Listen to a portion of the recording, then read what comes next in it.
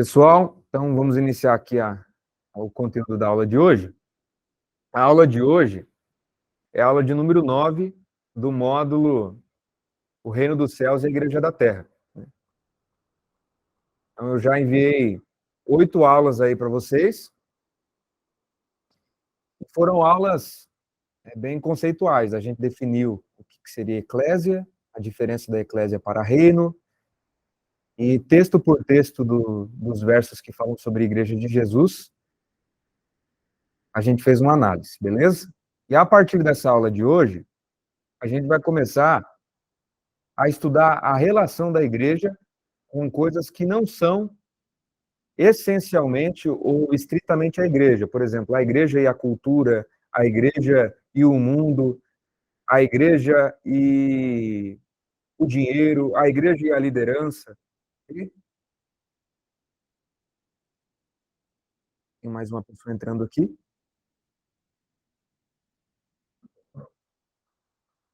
Então, hoje nós vamos falar sobre a igreja e o culto. Pastora Rosângela participando, ok. Hoje nós vamos falar sobre a relação da igreja com o culto. Eu gostaria de iniciar essa aula, né, com a graciosa permissão de vocês, citando um dos filósofos mais famosos dos últimos séculos. Esse filósofo se chama Friedrich Nietzsche. É um filósofo alemão. Né? E talvez você não o conheça pelo nome, talvez você ainda não tenha ouvido falar desse nome, Friedrich Nietzsche. Contudo, sem sombra de dúvidas, você já foi alcançado pelas consequências das obras deste filósofo. Se você já ouviu a frase, abre aspas, Deus está morto, você já foi alcançado pelas consequências das obras deste filósofo. Se você já assistiu ou já ouviu falar do filme Deus não está morto, então também, em algum certo grau, você também já foi atingido pela obra de Nietzsche. Pois este filme, o título deste filme, Deus não está morto, é uma resposta direta à frase deste filósofo, Friedrich Nietzsche. Foi Friedrich Nietzsche que disse que Deus está morto. E o livro dele mais famoso se chama Assim Falou ou Assim Falava Zaratustra. Eu li esse livro por 2 vezes, gostei muito desse livro. E o livro começa narrando a história da decisão de um sábio. E diz-nos a história que Zaratustra, ele tomou a decisão de subir até uma montanha e ficar ali solitário dentro de uma caverna, buscando sabedoria. Depois de 1 década de solidão naquela caverna, buscando sabedoria, Zaratustra se depara com demasiada sabedoria. Ele já está tão cheio da sua sabedoria que ele sai de dentro da caverna. E quando ele sai de dentro da caverna, ele se depara com o pôr do sol. Enquanto o sol está se pondo, e vê aquela grandeza, aquele esplendor do sol, ele diz assim: ó grande astro-rei, o que seria de ti se não fosse aquele a quem tu iluminas? Da mesma forma que tu desces ao mais alto abismo e escuro para levar da sua luz, eu também descerei e levarei da minha sabedoria para os homens. Quando Zaratustra olha para o sol e diz: o que seria de ti se não fosse aquele a quem tu iluminas?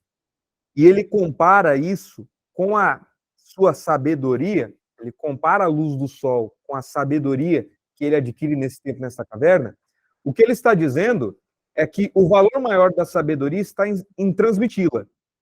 De modo que uma sabedoria não transmitida a outros não possui valor algum. Da mesma forma, como disse Zaratustra, a luz do sol não tem valor algum se não tiver a quem iluminar. Então, quando Zaratustra ele conclui que ele já está tão cheio de sabedoria e que a única utilidade real daquela sabedoria dele seria descer e levar da sabedoria dele aos homens, ele sai. Okay? E ele vai em direção aos homens levar dessa sua sabedoria. No caminho, ele está passando no meio de uma selva. Ele está descendo uma selva para chegar até a cidade onde estão os homens. E quando ele passa por essa selva, ele se encontra com um velho.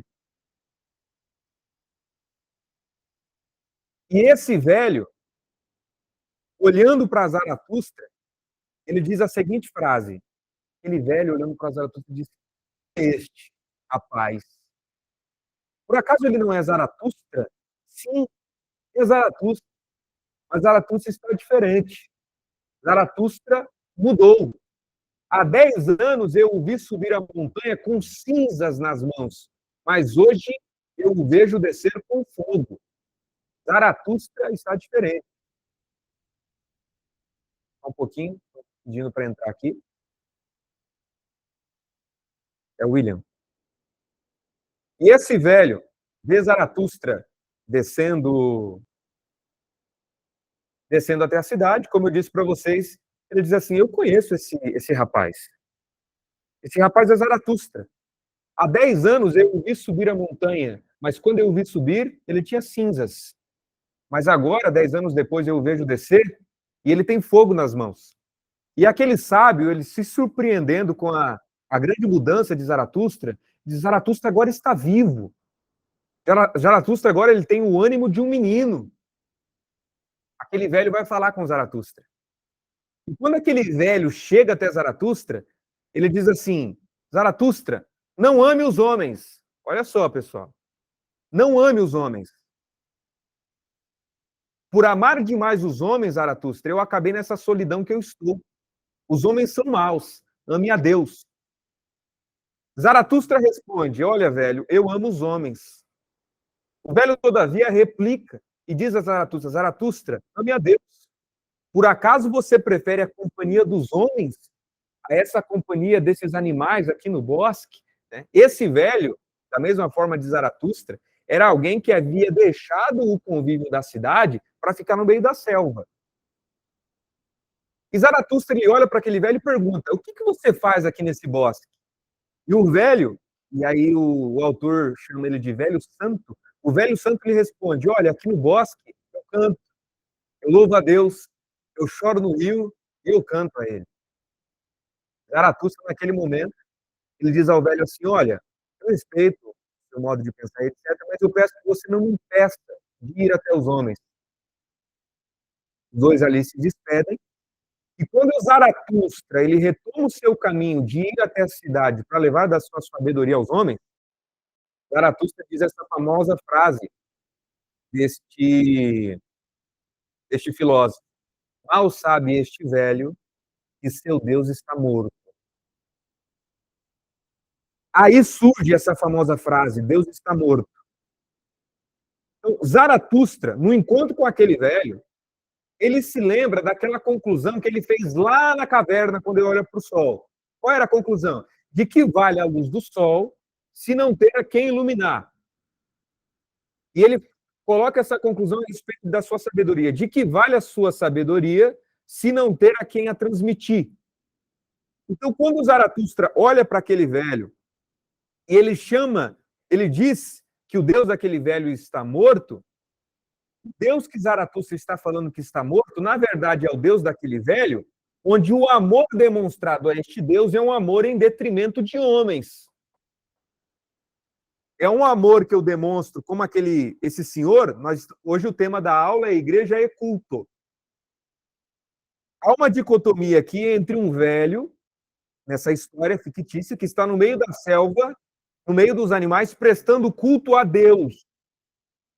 E ele diz: "Eu amo a Deus. Não ame os homens, Zaratustra. Os homens são maus." Do outro lado está um homem sábio, chamado Zaratustra, que diz assim: "Eu amo os homens." Então, a crítica de Zaratustra aqui é de uma atividade religiosa que se preocupa com o transcendente, que se preocupa com o invisível, que se preocupa com a sensação, com o não tangível, deixando de lado, assim, o amor aos homens. Nesse sentido, qual é a pergunta que vai mover a discussão de hoje? Quando nós fazemos um culto, o culto é para Deus ou o culto é para os homens? a essa dicotomia. Tanto essa dicotomia apresentada no livro de Zaratustra, como na discussão da igreja de hoje em dia. Há igrejas que dizem assim, não importa se você não gostou do louvor, não importa se você gostou disso, o culto é para Deus. Em contrapartida, há aqueles que dizem, não, eu preciso aqui fazer uma transformação do nosso tipo de modo de pensar, porque o culto é para o homem. E aí? O culto é para Deus ou para o homem? Então, nesta aula, nós vamos estar respondendo essa pergunta. E essa pergunta não é uma pergunta tão simples por algumas razões. A primeira razão é a seguinte: há uma confusão de termos que acontece em vários aspectos da Bíblia. Quando os termos são usados na atualidade, de uma forma que eles se desconectam do seu sentido original. Um exemplo muito claro disso é quando nós chamamos, por exemplo, o templo de igreja. Não tenho nada contra, não estou fazendo que o movimento não pode chamar disso. Mas há um risco nisso, porque quando nós crescemos ouvindo falar que o templo é a igreja, vamos à igreja, quero servir a igreja, etc., relacionado ao templo, o que acontece?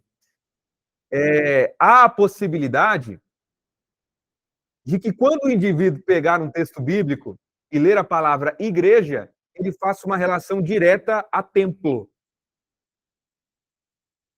E isso corrompe o entendimento das Escrituras. Nós precisamos enxergá-la a partir do olhar do povo da época. Isso acontece também quando se trata de culto. Porque o que a gente fala de culto hoje não tem muito a ver, não está muito relacionado ao que, naquele momento, o povo enxergava como culto. Nós vamos fazer essa análise aqui sobre o que a Bíblia chama a respeito de culto. E o segundo ponto que torna essa questão um pouco mais difícil, e é aqui que agora nós começamos a problematizar, porque nunca no Novo Testamento a reunião dos irmãos, a coletividade dos irmãos, que foi chamado de eclesia, edificarei a minha igreja, a minha eclesia, nunca essa coletividade de irmãos, nunca essa reunião foi chamada de culto. E aqui começa a dificuldade de interpretação. Porque a nossa reunião hoje a gente chama de culto. Mas a reunião daquela época, e nós vamos ver aqui todas as vezes quando a palavra é usada, e nós vemos que nenhuma vez essa palavra é usada para a reunião dos irmãos. Luiz, mas o que isso tem a ver? Tem a ver que nós podemos cair, como eu disse, em algumas pequenas armadilhas, pois o culto realmente é algo que entrega somente a Deus. Então, quando a gente diz o culto é para Deus ou para os homens? Não, o culto é para Deus. O próprio Senhor Jesus disse assim, somente ao Senhor adorarás e somente a Ele prestarás cultos. Contudo, a palavra eclesia, que é a palavra usada para a igreja, não tem sentido cultico. Eu já citei para vocês aqui vários autores que apresentam como a palavra eclésia, na cultura grega, fala de uma reunião do povo, pelo povo e para o povo. Enquanto o culto é algo de Deus, para Deus e por Deus. No culto, ou o culto é algo de Deus, por Deus e para Deus. A eclésia, no entanto, e a palavra eclésia, a palavra igreja hoje, se a gente for traduzir literalmente, é assembleia, é reunião. O conceito de eclésia na cultura grega e na Bíblia é algo do povo, pelo povo e para o povo. Estão conseguindo entender até aqui ou está ficando confuso? Então, no conceito de culto, a finalidade última, o que seria a finalidade última? A última intenção que você quer alcançar. Por exemplo, o que seria uma finalidade última? Luiz, por que você está estudando teologia? Eu estou estudando teologia porque eu quero ensinar as pessoas. Luiz, por que você quer ensinar as pessoas? Eu quero ensinar as pessoas por isso. Mas por que isso? Quando você faz uma sucessão de porquês para aquilo que você faz, você consegue enxergar a intenção última. É aquilo, o valor mais importante a ser alcançado. No culto, a finalidade última é Deus, é adorar a Deus. Na eclésia, que é o conceito de eclésia, a finalidade última é o irmão. Ou melhor dizendo, na eclésia, a finalidade última é Deus, mas a primeira, o modo de se achegar a Deus é o irmão. No culto, não é somente a finalidade última que é Deus, mas a primeira também. Conseguiram entender a diferença ou não? Vou dar um exemplo. Luiz Henrique quer ser professor de teologia. Finalidade última, onde eu quero alcançar. Finalidade primeira, intenção primeira. O Luiz Henrique está estudando muito. Essa é a intenção primeira. Só que essa intenção primeira tem como objetivo final chegar nessa intenção última. Ser professor de teologia, para quê? Para ensinar, para ajudar as pessoas, etc, etc. No culto, a intenção primeira e última é Deus. É somente ao Senhor que você adora. E essa adoração não passa por intermédio de nada, de irmão nenhum. A eclésia, no entanto, ela tem como finalidade primeira o irmão. E por ter o irmão como finalidade primeira, a gente acaba alcançando Deus, porque quando a gente faz algo pelo próximo, a gente faz algo para Deus. Então, aqui nesse momento, eu gostaria de apresentar uma proposta a vocês, que é fazer essa relação do que é culto e do que é eclésia. Qual é a diferença dessas duas? Para isso, a partir de agora, se você tiver uma Bíblia aí, se não tiver também eu vou citar, nós vamos analisar aqui todas as vezes que a palavra culto é utilizada no Novo Testamento, são poucas, são apenas 11 vezes, e nós vamos ver que nenhuma dessas vezes foram usadas para a coletividade de irmãos. Por exemplo, Jesus, em toda a sua vida, ele cita 2 vezes a palavra culto. Mateus, capítulo de número 4, versículo de número 10. Se repete essa mesma fala em Lucas 4:8, que é quando Jesus é tentado no deserto. O diabo diz assim: Senhor Jesus, me adore aí, ô Jesus, me adore que eu te dou todos esses impérios desse mundo. O que o Senhor Jesus responde? Retira-te, Satanás, porque está escrito: ao Senhor teu Deus adorarás e só a Ele darás culto. Essa fala se repete em Lucas 4:8. Aí eu te pergunto, quando Jesus está falando de culto aqui, ele está falando de uma coletividade ou de algo particular e individual?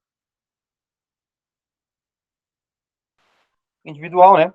Exatamente, José. Individual. Jesus está sozinho no deserto. E quando o diabo tenta Jesus a adorá-lo, Jesus disse assim: não, adoração é culto. Adoração é algo que eu dou somente para Deus. Então, as únicas, ou seja, 50% das vezes que Jesus cita a palavra culto, ele citou só 2 vezes, essa nós já vemos que não se refere à coletividade de irmãos reunidos. A segunda vez que Jesus diz isso é em João, capítulo de número 16, verso de número 1. Tenho-vos dito essas coisas para que não vos escandalizeis. Eles vos expulsarão das sinagogas, mas vem a hora em que todos os que vos matar julgará com isso tributar culto a Deus. Jesus está falando aqui de um culto entregue por uma coletividade de irmãos? Não. Jesus está falando aqui sobre judeus. Judeus que matariam cristãos e acreditam que esse ato de matá-los seria um culto a Deus, seria uma adoração a Deus. Então, Jesus cita por 2 vezes a palavra só culto. Nenhuma delas fala sobre a coletividade de irmãos. Em Atos dos Apóstolos, olha só, a gente vai começar a se surpreender aqui. Porque Atos dos Apóstolos é, a partir de então, a história da igreja. É o início da história da igreja. Somente por 2 vezes a palavra culto está no livro de Atos, e por incrível que pareça, nenhuma delas se refere à igreja. Vamos lá. Atos 7:40. Dizendo a Arão: faze-nos deuses que vão adiante de nós. Ele está citando lá atrás, lá no Egito, ou melhor, lá no caminho do deserto, o povo caminhando lá. Porque quanto a este Moisés, nos tirou da terra do Egito, não sabemos o que lhe aconteceu. Naqueles dias fizeram um bezerro e ofereceram sacrifício ao ídolo, alegrando-se com as obras de suas mãos. Mas Deus se afastou e os entregou ao culto da milícia celestial. Essa palavra culto aqui está se referindo à coletividade de irmãos em nome de Jesus? Não. Está falando de um povo do Antigo Testamento que foi entregue ao culto que o Atos dos Apóstolos diz, da milícia celestial. A segunda vez que Atos fala a palavra culto é 17:22. Está escrito assim: Paulo, levantando-se no meio do aerópago, disse: Senhores atenienses, em tudo vos vejo acentuadamente religiosos, porque passando e observando os objetos de vosso culto.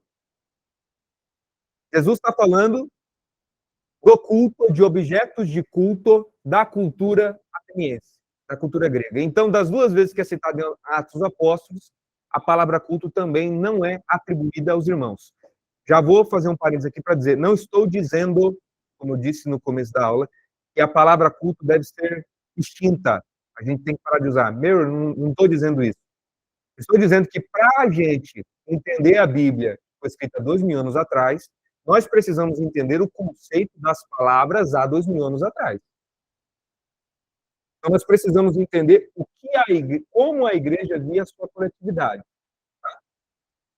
O livro de Romanos, 2 vezes. Em Romanos 9:4. São israelitas, pertence-lhes a adoção e também a glória, as alianças, a legislação, o culto e as promessas. Paulo está dizendo aqui é que o culto é uma propriedade dos israelitas, a liturgia e etc. Né? Ou seja, não fala da coletividade de irmãos. E até agora, nenhuma vez a palavra culto foi sequer relacionada aos cristãos. A primeira vez na Bíblia que a palavra é relacionada ao cristão, a mim e a você, é em Romanos 12:1. Olha o que diz lá. Rogo-vos, pois, irmãos, pelas misericórdias de Deus, que apresenteis o vosso corpo como sacrifício vivo, santo e agradável a Deus, que é o vosso culto racional. E não vos conformeis com este mundo ou com este século, mas transformai-vos pela renovação da vossa mente, para que experimenteis qual seja a boa, agradável e perfeita vontade de Deus. Dá luz sobre esse texto, sobre esse conceito de culto apresentado por Paulo, a mesma palavra que Paulo diz em Romanos 6:13. Ele diz assim: nem ofereçais cada um os membros do seu corpo ao pecado, como instrumento de iniquidade, mas oferecei-vos a Deus como ressurretos dentre os mortos, vossos membros a Deus como instrumento de justiça. Paulo ele dá um novo conceito para culto aqui. No primeiro ponto, Paulo ele fala sobre um culto da individualidade. É o seu corpo.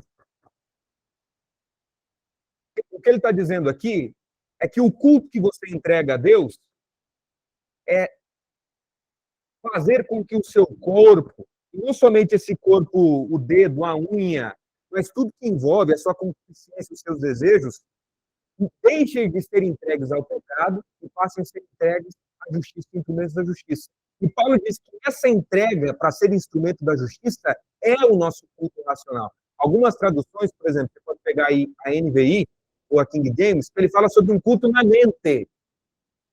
Por isso que Jesus, quando ele é questionado pela mulher samaritana, em João capítulo 4, sobre qual é o lugar de se adorar, a pergunta que a mulher está fazendo ali, se fosse aplicada hoje, seria: Jesus, qual é o lugar de fazer culto? É no templo, eu já ensinei para vocês numa aula passada, que foi construído um templo em Samaria, tem um templo em Jerusalém, são concorrentes entre si, e tem gente que faz o culto em Samaria no templo, no Monte Gerizim, e tem gente que faz culto no templo de Jerusalém. Ela está perguntando sobre culto. Jesus ele traz uma característica do culto agora do evangelho, que não está mais restringido em locais, mas ele diz assim: o Pai procura adoradores que adorem em espírito. O espírito é invisível, o espírito está do lado de dentro. Paulo está falando aqui sobre um conceito de culto parecido com a carta de Paulo, com a carta de Tiago. Tiago, capítulo de número 1, ele diz assim: a verdadeira religião é esta: cuidar de órfãos, viúvas e necessitados, etc, etc. A palavra usada ali para a religião, na época, alcançava também o seguinte significado: todo ato litúrgico. A gente bem que poderia ler aquele texto falando o seguinte: Tiago está dizendo, que o verdadeiro ato litúrgico diante de Deus, o verdadeiro ato cultico diante de Deus é ser instrumento de justiça.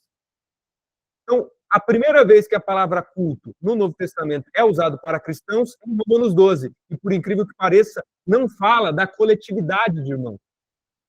Eu separei aqui para vocês um teólogo da patrística, foi o primeiro defensor da fé. Volta lá atrás, morreram os apóstolos. A, a, a crença do cristianismo foi sendo tão bombardeada que foi necessário que se levantassem grandes pensadores cristãos para responder. O primeiro deles foi Justino. Olha o que Justino disse sobre os cristãos da época. Se surpreenda. Se surpreenda. Ou seja, João morreu, 11 anos depois está lá Justino. Olha só, os cristãos, isso está na obra dele, Patrística, Apologia, página de número 12. Os cristãos não oferecem a Deus culto material, porque o culto agradável a Deus é a imitação de suas virtudes. Nesse sentido aqui, o que Justino está dizendo, e mais para frente eu vou citar outros dois autores, que naquela época a igreja não fazia culto da forma como a gente vê hoje culto. Eles não tinham momentos litúrgicos, eles não tinham um ato sagrado, uma coletividade de entrega para Deus, para um transcendente. Isso era coisa que era feita no templo de Jerusalém. Os cristãos daquela época entenderam um novo significado de culto, que culto agradável a Deus é imitar as suas virtudes. E a gente vai começar a se aprofundar aqui para a gente ver quando é que se inicia e o que se diferencia o culto do princípio da eclésia ensinado por Jesus. Na carta de Colossenses, por 2 vezes, é citada a palavra culto. Colossenses 2,18. Eu vou parar de ler aqui todos os versículos, senão a aula vai se prolongar demais. Mas está em Colossenses 2,18 e Colossenses 2,23. Nenhuma das vezes fala sobre o culto da coletividade, a reunião da coletividade de cristãos. Uma vez é sobre culto aos anjos e outra vez é sobre culto de si mesmo. 2 Tessalonicenses 2,3, uma vez sobre a palavra culto, e não fala sobre a coletividade de cristãos, mas fala sobre o templo de Jerusalém. Hebreus, capítulo de número 2, Hebreus 9,9 e Hebreus 10,1. As duas vezes falam sobre a palavra culto, nenhuma falando sobre a coletividade de cristãos, mas falando sobre os judeus. Então, nós temos aqui no Novo Testamento 11 vezes que a palavra culto é citada. 6 são sobre os judeus, 2 sobre a individualidade do indivíduo, a de Jesus, ou seja, uma individualidade se referindo a Jesus, e uma se referindo aos cristãos. Então, 6 sobre o judeu, uma sobre Jesus, uma sobre o nosso culto na mente, uma sobre culto a anjo, uma sobre culto da soberba, uma sobre paganismo, e nenhuma vez é a coletividade de reunião de cristãos. Então, aqui a gente começa a se perguntar, a gente começa a fazer a seguinte pergunta. Espera aí, então se culto é entregue a Deus, mas a igreja primitiva não tinha essa visão de culto litúrgico, por que é que eu vou à igreja? Nós vamos começar a ver aqui a partir de agora, então, como a igreja primitiva enxergava a sua reunião. Só em Atos dos Apóstolos, eu não vou ler todos aqui, eu posso enviar todo esse estudo para quem quiser aí, por 18 vezes, ou seja, 10 mais 5 mais 3, por 18 vezes, a reunião dos irmãos é falada com várias palavras e nenhuma delas é culto. É reunião, é partir do pão, é assembleia, é ajuntamento. Por exemplo, Atos 5,13. Mas dos restantes, ninguém ousava ajuntar-se a eles, porém o povo lhes tributava grande admiração. Por que o pessoal não ousava se ajuntar? Muita gente. Por medo, preconceito, etc. Paulo, quando ele condena a reunião dos irmãos, ele chama de ajuntamento. Isso está em Coríntios.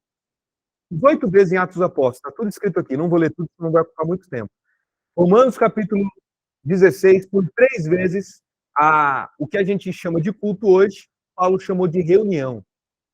Em 1 Coríntios, por 7 vezes, a reunião dos irmãos é chamada de ajuntamento, de assembleia, de congregar, de reunião e etc. Por exemplo, 1 Coríntios capítulo de número 14, verso número 26.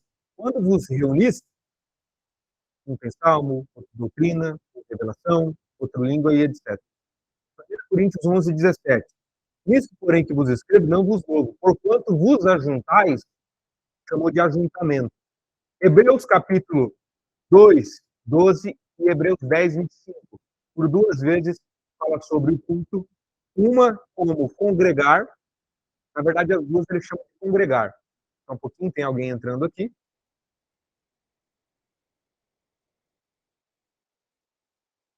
A câmera deu uma desequilibrada aqui, eu não percebi. Vou dar uma ajeitada aqui. Isso.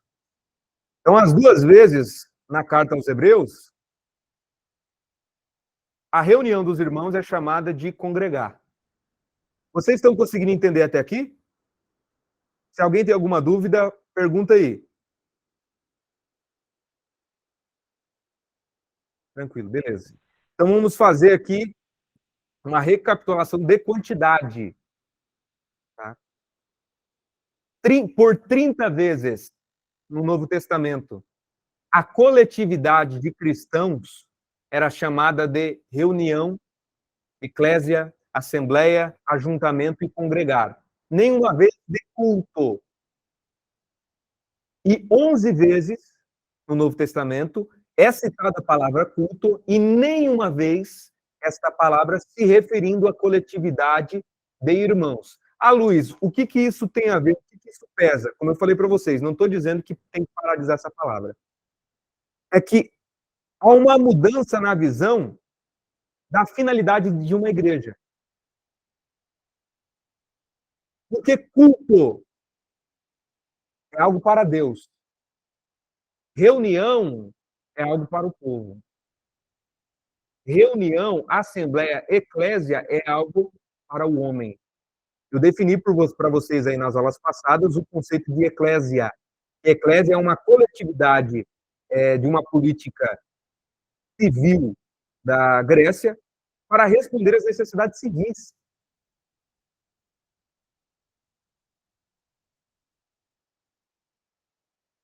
Olha só o que Justino de Roma, no segundo século, fala sobre a reunião dos irmãos.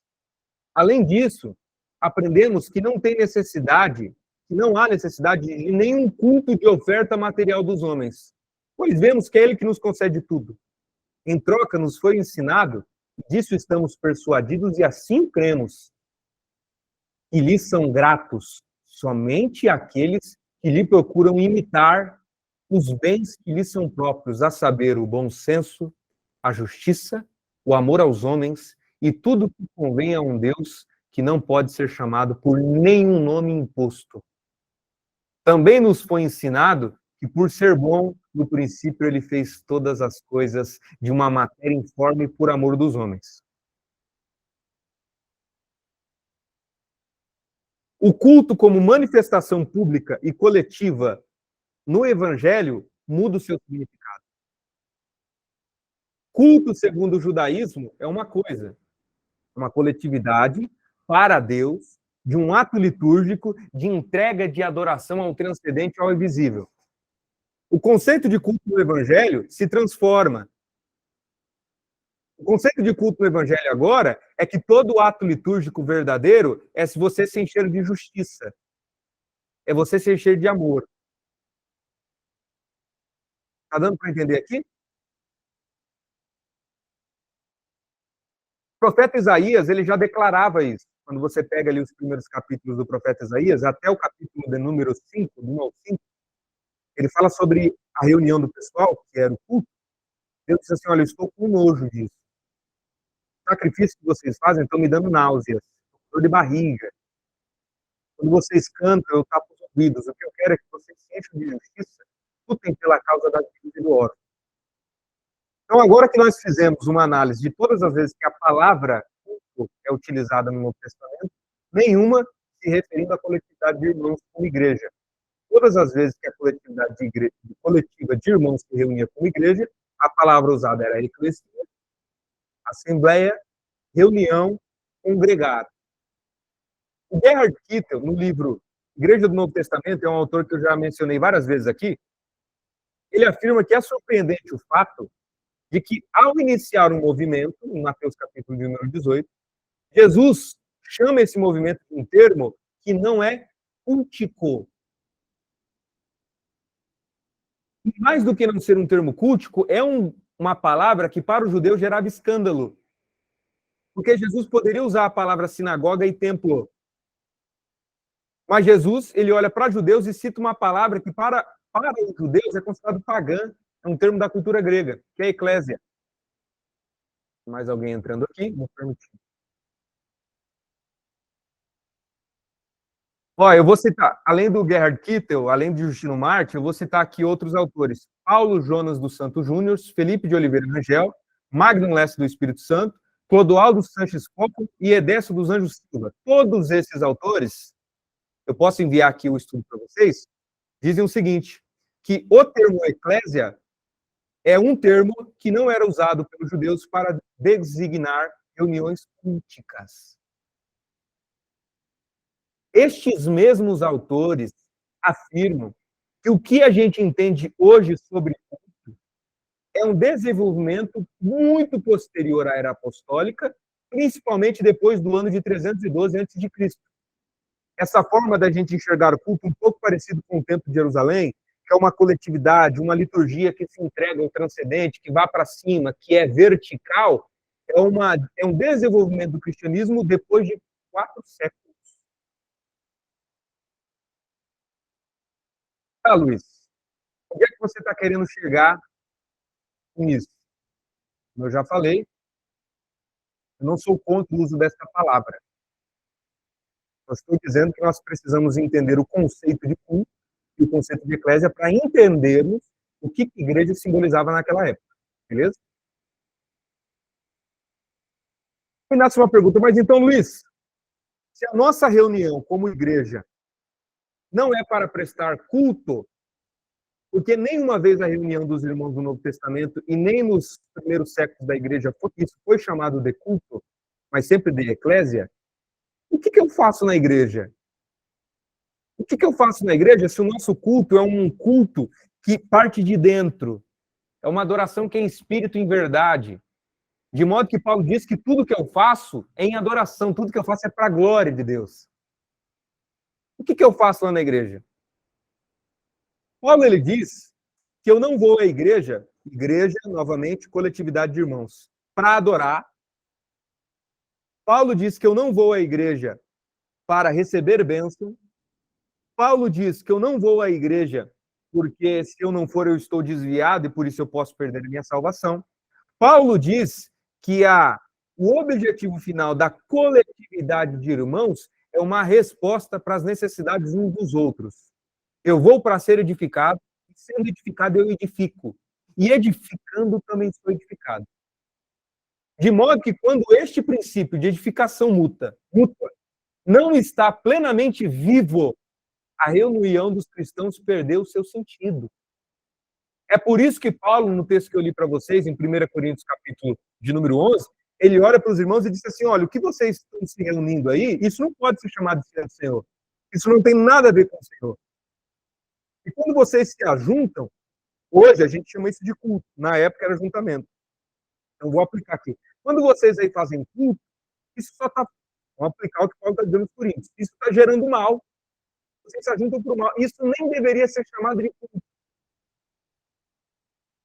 E aí, eu queria fazer uma aplicação aqui. Um amigo meu mandou mensagem esses dias, ele está congregando numa igreja, e aconteceu algo assim, não vou citar aqui, mas literalmente, meus irmãos, assim, revoltante com ele, partindo da liderança, sabe? Revoltante, você se compadece da pessoa. E ele está congregando num lugar onde ele, ao invés de ser edificado, está sendo destruído. E mesmo sendo destruído, ele continua permanecendo ativamente naquele local. Adivinhem por quê? Porque foi embutida uma visão de que a coletividade de irmãos é algo para Deus, para o de fora. Então o cara foi humilhado em público, o cara não é bem-vindo, o cara não é celebrado com seus talentos, mas ele foi convencido de que permanecer em um lugar onde ele praticamente discorda de tudo, onde ele não se sente amado, onde ele não é edificado, é fidelidade a Deus. E ele se torna ainda mais fiel quando ele tem que enfrentar um monte de gente que não gosta dele, um monte de gente que o fere em nome de Deus.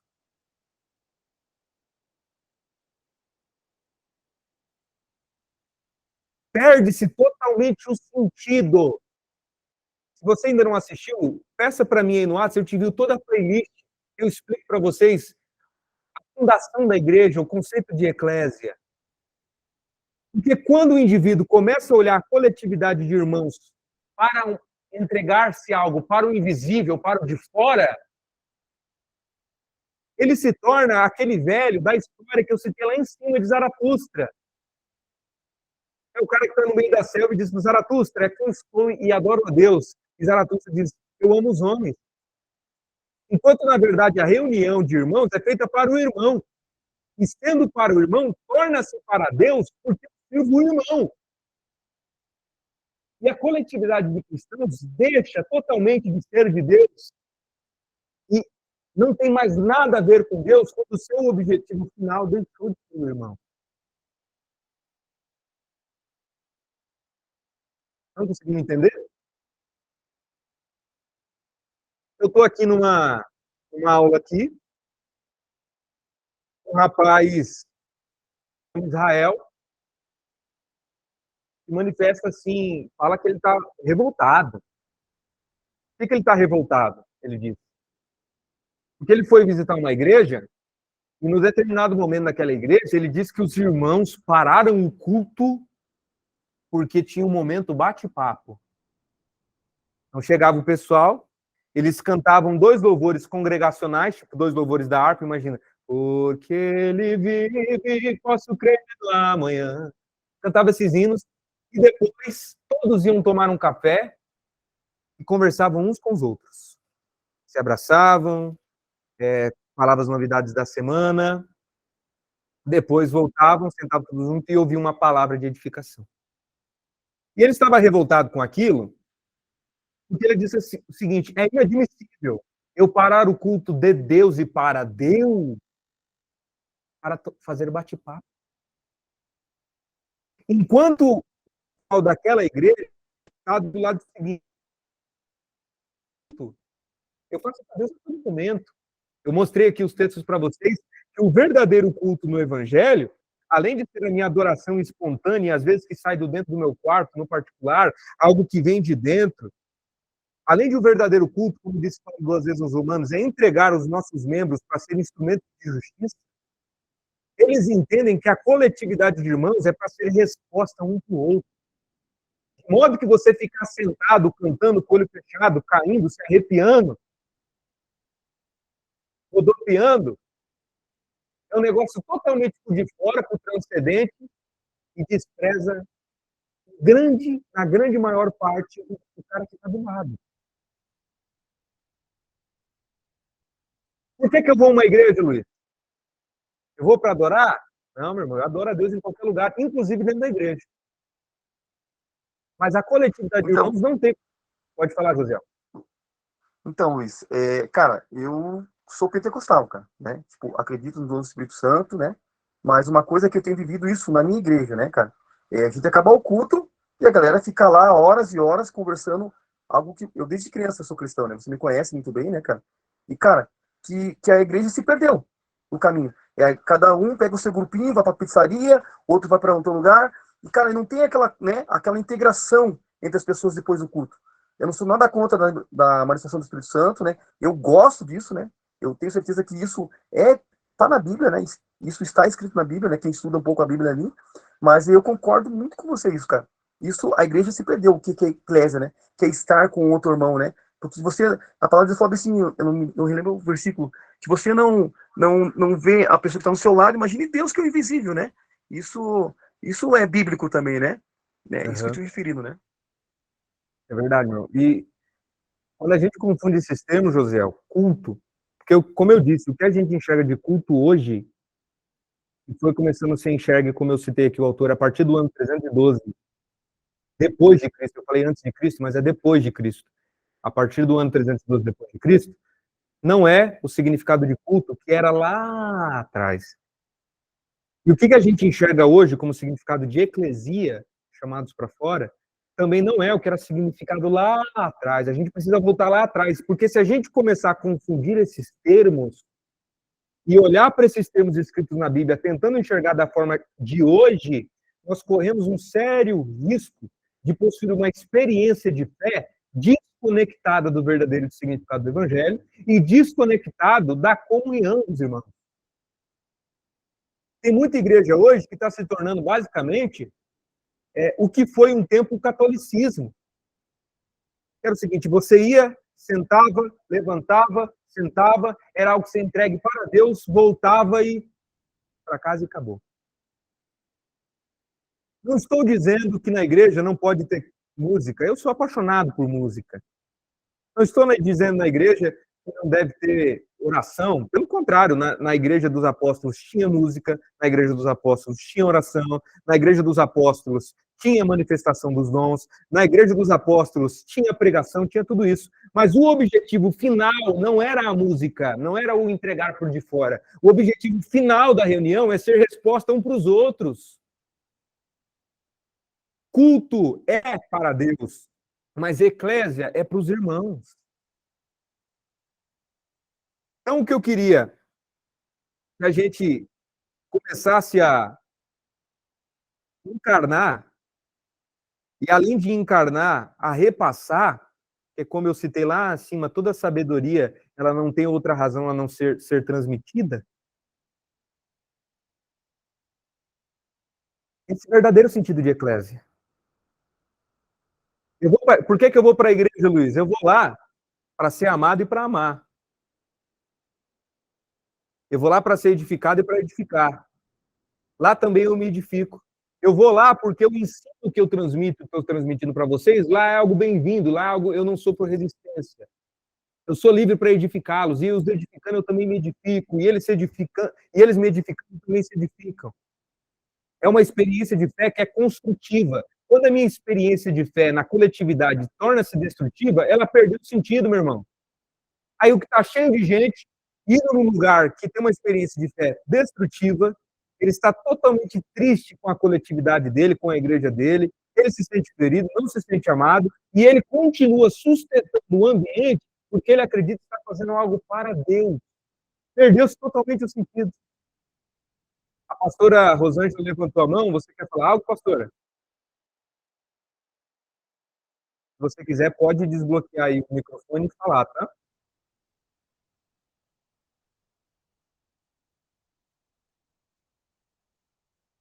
Vamos lá. Não, Agora eu vou Luiz, fazer... é que eu vou ter que sair, terminou aqui, daí eu vou ficar sem internet.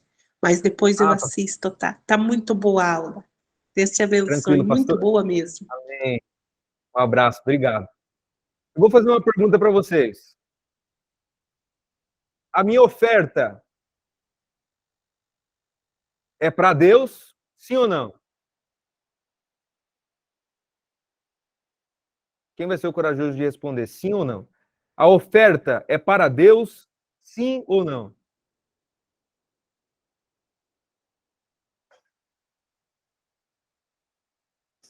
Não. Herbert falou não, corajoso. O meu irmão João Gabriel falou não. Não também. Não também, Josiel. Exatamente. Não é para Deus. Deus não precisa de dinheiro. A oferta é para o homem. A oferta é para o próximo. Não há nenhuma referência bíblica quando a gente fala, por exemplo, sobre dízimo, sobre ofertas, como algo sendo diretamente para Deus. Nós vemos ali no Antigo Testamento que o dízimo era usado para sustento dos levitas, e os levitas tinham proibição de terem terras, eles não tinham propriedade. O pessoal normalmente pensa que em Israel tinha 12 tribos, mas não, eram 13 tribos, pessoal. 13. O pessoal pensa que é 12 porque eram 12 terras. Mas é porque os levitas não tinham terras Os levitas eram que administravam o templo. Deus falou assim, vocês que vão estar nesse serviço, a herança de vocês não é na terra, é no céu. Vocês não vão enriquecer, tá, pessoal? Todo o dinheiro que entrava e chegava para o levita era de responsabilidade dele fazer uma distribuição para homens. Ó, a 10ª parte do que vocês plantar vai ser para mim, tá? E o que significava ser para Deus? Era para o pobre, para o órfão, para a viúva, para o necessitado. Olha, quando você estiver colhendo e começar a cair coisa do saco, milho do saco, o que cair, não pega, tá? Porque aquilo é meu, aquilo é para o pobre, para o estrangeiro. O texto de Malaquias, capítulo número 3, quando fala sobre roubar a Deus, tem muita gente que pensa que a acusação dura ali é com o povo que não dava. Mas a acusação começa desde Malaquias, capítulo número 2. Essa profecia é para vós, sacerdotes. O que estava acontecendo? Aí, quando chega em Malaquias, capítulo de número 3,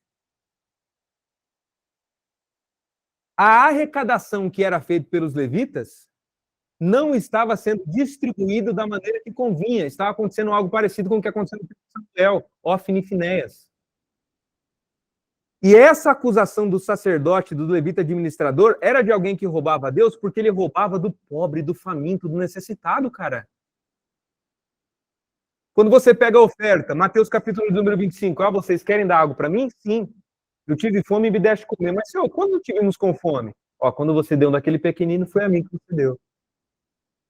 O texto de Paulo sobre a oferta, né? Cada um contribua segundo propôs no seu coração, não por tristeza, necessidade, porque Deus ama que dê com alegria.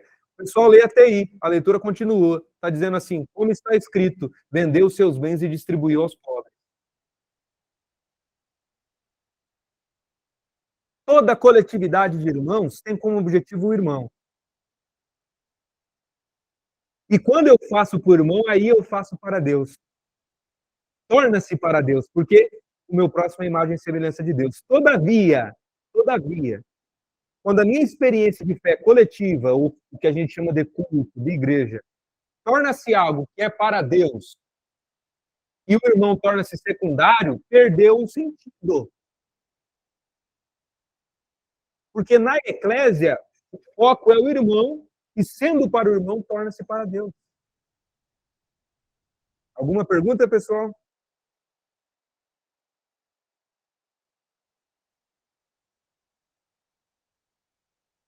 Então, eu vou ler mais uma vez a frase de Justino Marte. Os cristãos não oferecem a Deus culto material, porque o culto agradável é a imitação de suas virtudes. Conclusão da aula.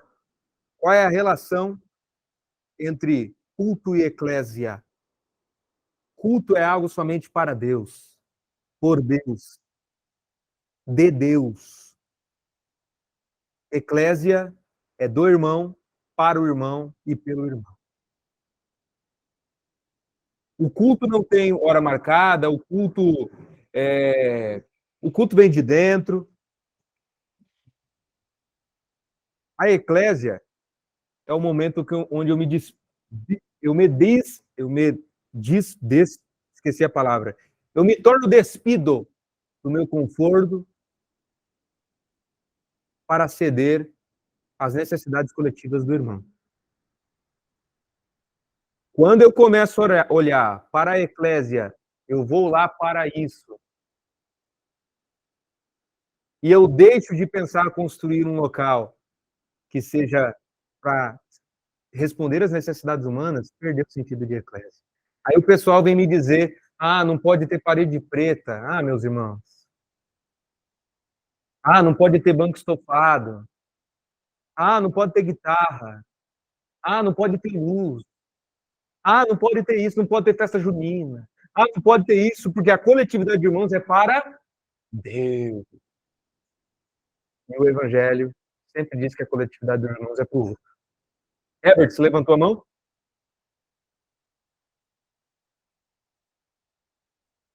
Querido, preciso dizer que parto. Estou partindo. Muito obrigado pela oportunidade, cara, por enquanto. Fechou. agradeço a todo mundo aí, que também, cada um com sua opinião, contribui, né? E, cara, continua aí, assim que possível, a gente acompanha você mais de perto, sabe? Que estamos juntos, né? Um abraço, irmão. Tamo junto. Tá bom? A aula Um abraço, cara. já tá acabando mesmo, tá? Um abraço. Obrigado, bom. Herbert. Falou, cara. Isso. O Eduardo, você levantou a mão, meu brother? Quer falar alguma coisa?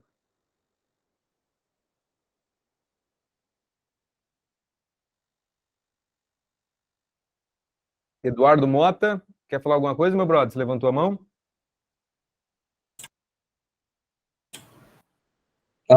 O microfone tinha dado errado aqui, eu tinha feito uma pergunta. Então, fala um pouco para a gente, ô Luiz, sobre essa questão do êxodo, das pessoas que saem das igrejas brasileiras hoje e tem se formado esse grande grupo de desigrejados. Qual a correlação da questão da reunião e tudo mais? O Eduardo,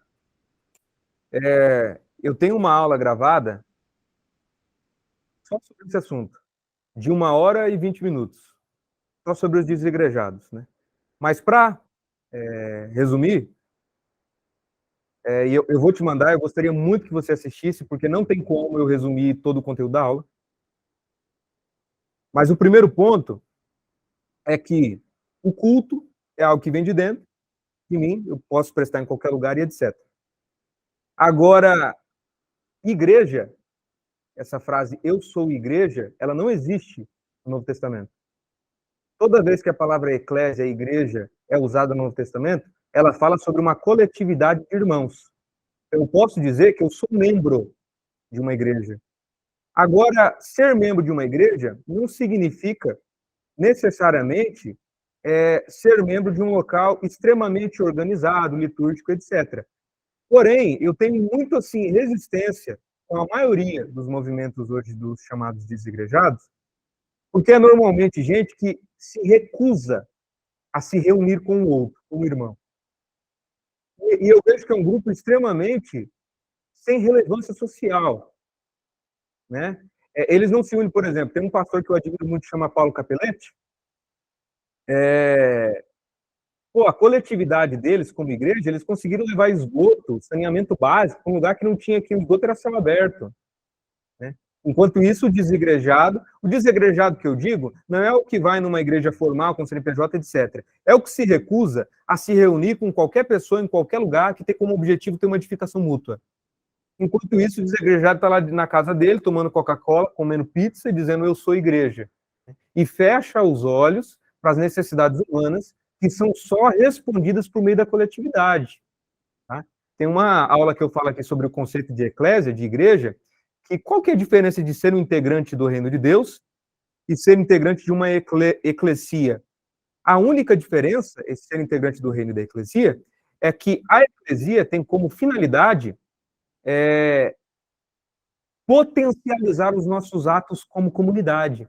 Porque eu sozinho, Eduardo, eu mato a fome de um mendigo. Mas numa coletividade, cara, a gente muda uma estrutura social que gera mendigo. A gente transforma a vida deles, sabe? Então, é uma resposta assim muito rápida, mas eu vou te enviar a aula sobre isso dos desigrejados, tá? Alguém tem mais alguma pergunta, pessoal?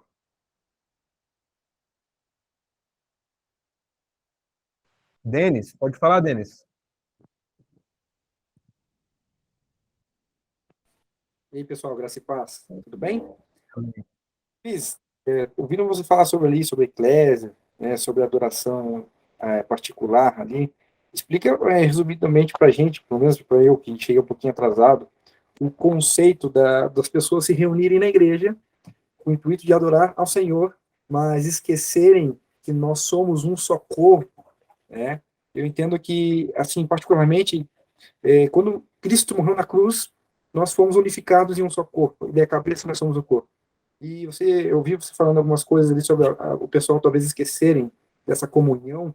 Eu não consigo entender o fato de uma parte do meu corpo sentir dor e o resto do corpo não sentir, né? Só pegando um ganchinho aí, por gentileza. Valeu. Mano Denis, obrigado aí pela sua participação. No Novo Testamento, ele usa vários símbolos sobre igreja. Um dos símbolos que ele usa, eu mandei, isso está numa aula também, que é a aula que eu vou mandar para o Eduardo. E são símbolos que aparentemente são contraditórios. Por exemplo, Paulo ele usa o símbolo da igreja como o corpo de Cristo. Mas, ao mesmo tempo, Paulo diz que a igreja é uma virgem que se casará com Cristo. E o seu noivo é Cristo. Eu te pergunto, como pode a igreja ser corpo de Cristo, mas, ao mesmo tempo, a igreja ser noiva de Cristo? Jesus é noiva do seu próprio corpo?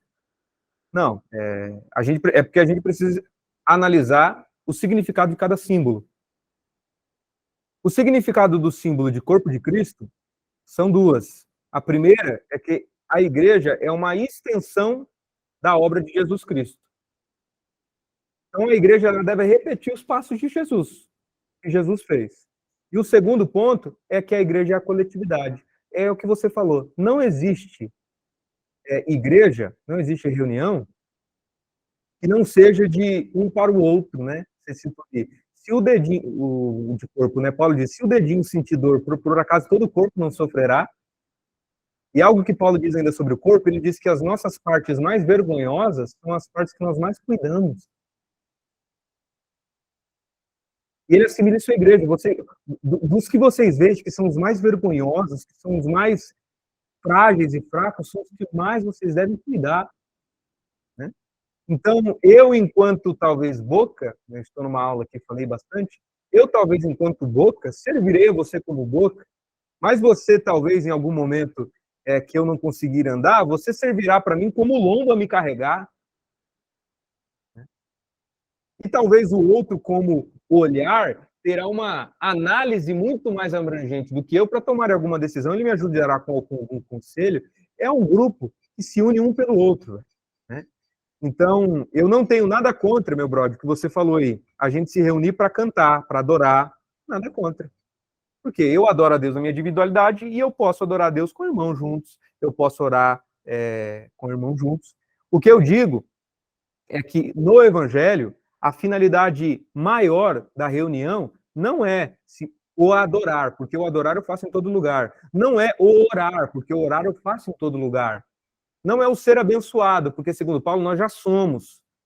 O objetivo maior, especificamente da reunião de irmãos, é ser respostas uns para os outros. Aí a gente se apega, o Denis, a minha cultura da igreja é assim. Eu tenho culto assim há 1 milhão de anos.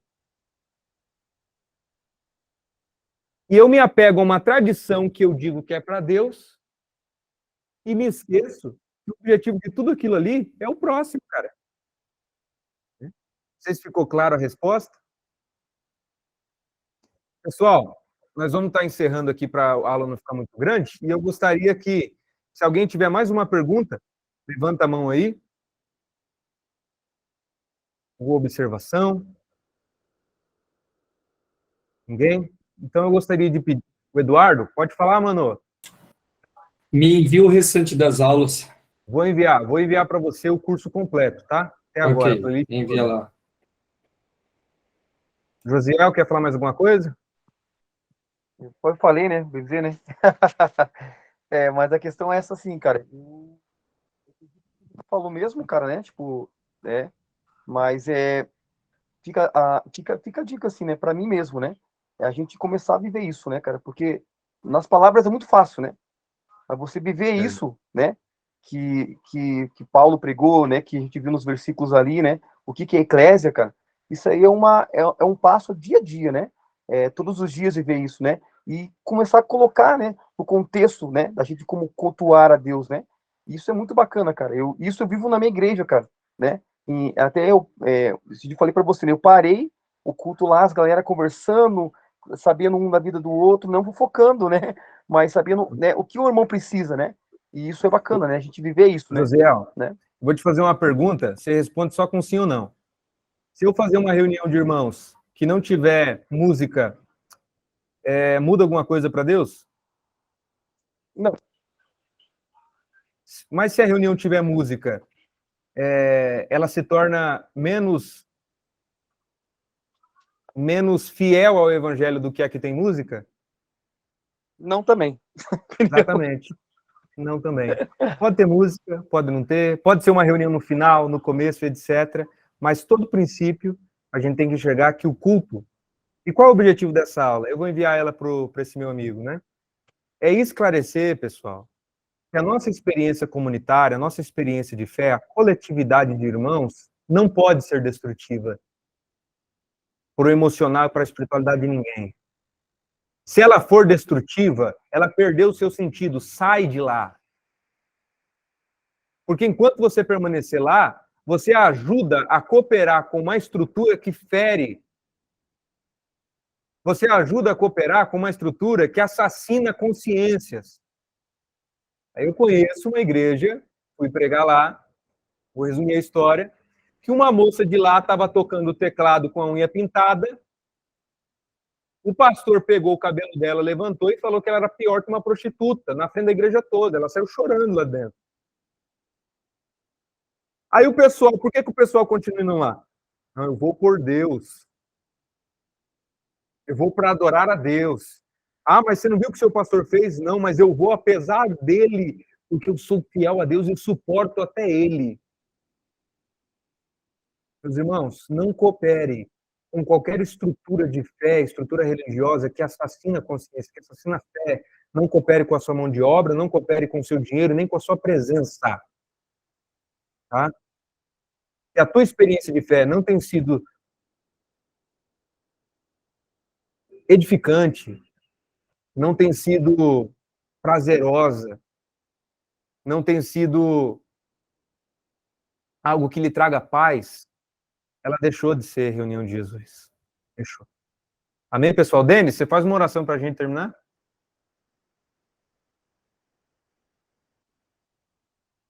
Ah, você vai sair, mano? Beleza, então. Quem pode orar para a gente aí? Você pode orar, Denis? Posso orar sim. Beleza. Posso orar. Pai, te agradecemos, Senhor, por essa aula, por esse momento de qualidade, Pai.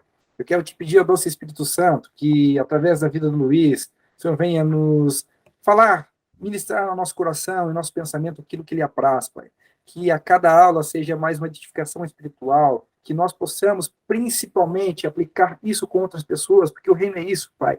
Nós não fazemos para nós mesmos, mas fazer o que é bom para outra pessoa e não o que é bom para nós mesmos. Isso é transformação de vida, Pai. Que nós venhamos a ter na mente, no coração, isso arraigado em nós, e que nós possamos cada vez mais estar sensíveis à voz do teu doce Espírito Santo, Pai. Então eu te agradeço, Pai, crendo que o Senhor tem grandes coisas e fará isso em nossas vidas, em nome de Jesus.